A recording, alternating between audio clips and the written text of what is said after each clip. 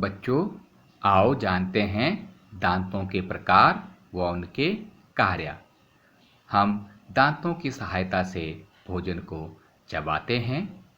ये दांत मसूड़ों के बीच अलग अलग ग्रंथिका यानी सॉकेट में धंसे होते हैं।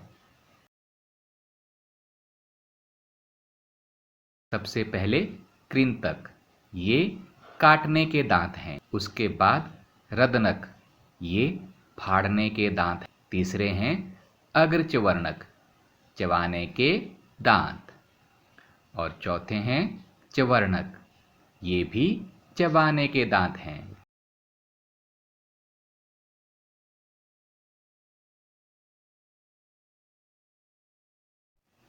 We chew the food with the teeth and break it down mechanically into small pieces. Each tooth is rooted in a separate socket in the gums. Our teeth vary in appearance and perform different functions.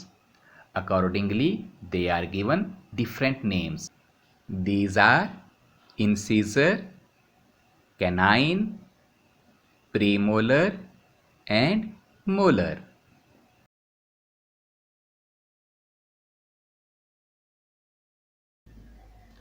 मंड पर लार का प्रभाव।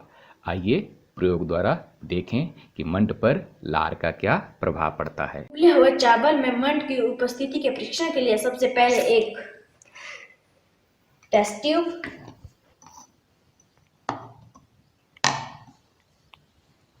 थोड़े से उबले हुए चावल,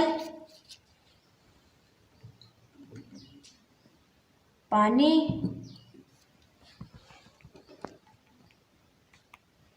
तनु आयोडीन और ड्रॉपर। अब हम इस टेस्ट ट्यूब में उबले हुए चावल डालेंगे।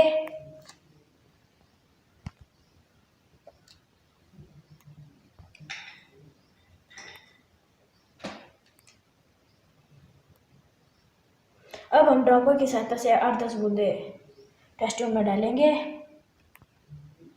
पानी की बूंदें डालेंगे।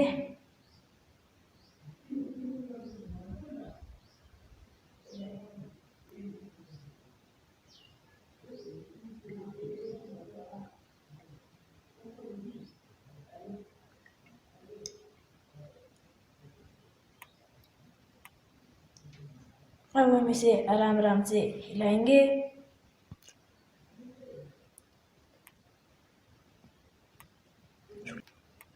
अब हम इसमें तनु आयोडीन की 4-5 बूंदें डालेंगे।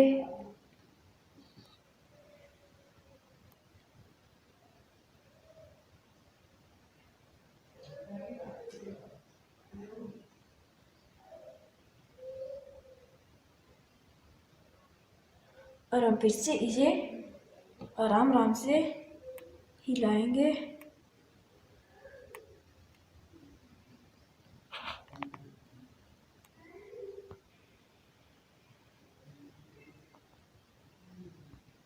अब देखिए इसका कलर नीला हो चुका है। इसका मतलब ये है कि इसमें मंड उपस्थित है।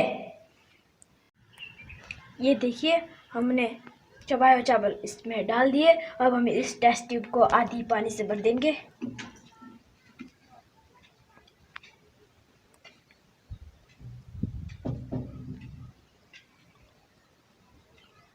ये देखिए अब तनु आयोडीन बुलियन की 1-2 बूंदें डालेंगे।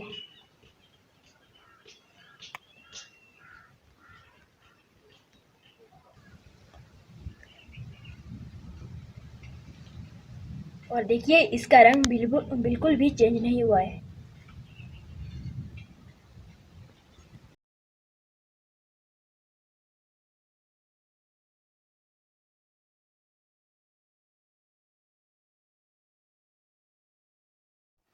बच्चों, हमारी जीभ एक मांसपेशियों से बना हुआ अंग है जो पीछे की ओर मुख कुहिका के अधर तल निचले वाले तल से जुड़ा होता है। इसका आगे का भाग किसी भी दिशा मतलब चारों ओर मुड़ सकता है। ये बहुत ही लचीली होती है। जीभ के मुख्य कार्य हैं। जीभ बोलने के काम आती है, भोजन में लार मिलाने के काम आती है, ये निगलने में हमारी सहायता करती है और जीभ से ही हमें स्वाद का पता लगता है।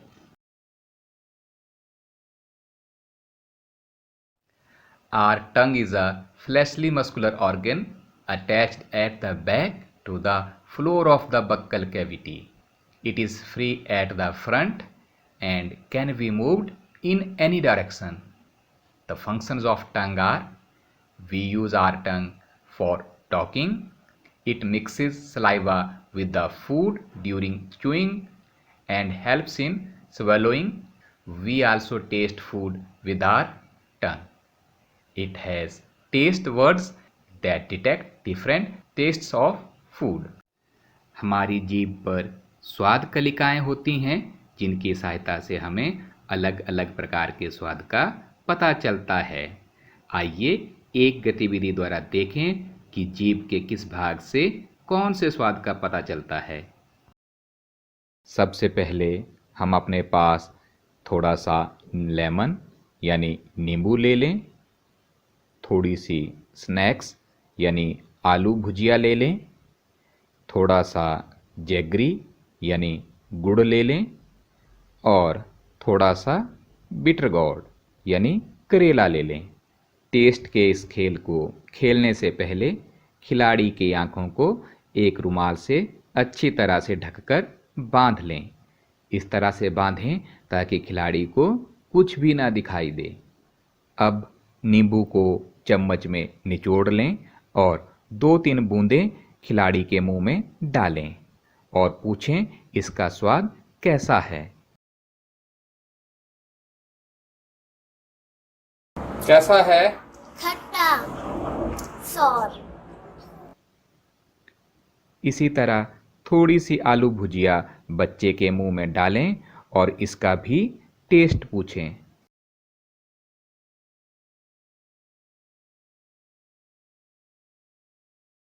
कैसा टेस्ट है? नमकीन, सॉल्टी। अब थोड़ा सा पिसा हुआ गुड़ मुंह में डालें और उसका स्वाद बताने को कहें।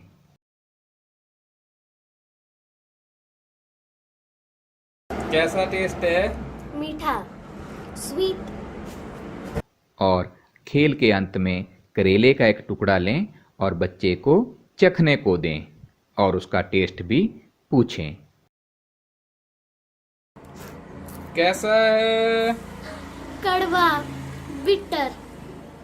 प्यारे बच्चों, इस खेल के दौरान जब हमने जीभ के ऊपर अलग अलग खाद्य पदार्थ रखे तो क्या हमें खाने के स्वाद का पता एकदम से लग गया? नहीं ना। इसका अर्थ है कि जीभ के अलग अलग भाग अलग अलग स्वाद के बारे में बताते हैं। आइए एक और गतिविधि करते हैं। एक प्लेट में नमक और चीनी लें। अब अपनी जीभ के अगले सिरे को नमक के ढेर से लगाएं और बताएं क्या आपको नमक का स्वाद पता लग रहा है। अब यही क्रिया चीनी के साथ दोहराएं। अपनी जीभ के अगले सिरे को चीनी के साथ लगाएं। आप पाएंगे कि नमक के साथ जीभ लगाने पर आपको स्वाद नहीं पता चला, जबकि चीनी के साथ लगाते ही स्वाद का पता चल गया। इससे हमें यह पता चलता है कि जीभ का अगला हिस्सा मीठे स्वाद के बारे में बताता है, जबकि जीभ का पिछला हिस्सा कड़वे स्वाद के बारे में बताता है। जीभ का बायां या दायां हिस्सा नमकीन और खट्टे स्वाद के बारे में बताता है।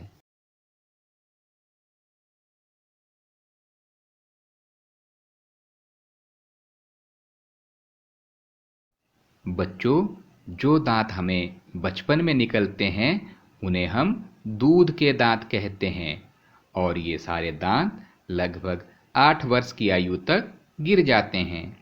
इन दांतों के स्थान पर दूसरे नए दांत निकलते हैं जिन्हें हम स्थायी दांत कहते हैं।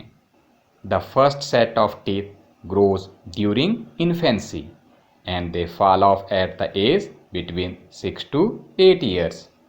These are termed as milk teeth. The second set that replaces them are the permanent teeth. बच्चों, वैसे तो हमारे मुंह में अनेक जीवाणु पाए जाते हैं, परंतु उनसे हमें कोई हानि नहीं होती है। फिर भी खाने के बाद अगर हम अपने दांत और मुंह को साफ ना करें तो अनेक हानिकारक जीवाणु भी बढ़ने लगते हैं। ये जीवाणु दांतों के बीच फंसे भोजन पर वृद्धि करते हैं और एक अमल छोड़ते हैं। ये अमल धीरे धीरे दांतों को क्षति पहुंचाता है। इसे ही हम दंत क्षय कहते हैं। इससे हमारे दांतों में जोर की पीड़ा होने लगती है और दांत टूटने लगते हैं। चॉकलेट, ठंडे पेय, चीनी युक्त मिठाइयाँ आदि खाने से दंत क्षय होता है। इसलिए हमें प्रतिदिन कम से कम 2 बार ब्रश करना चाहिए।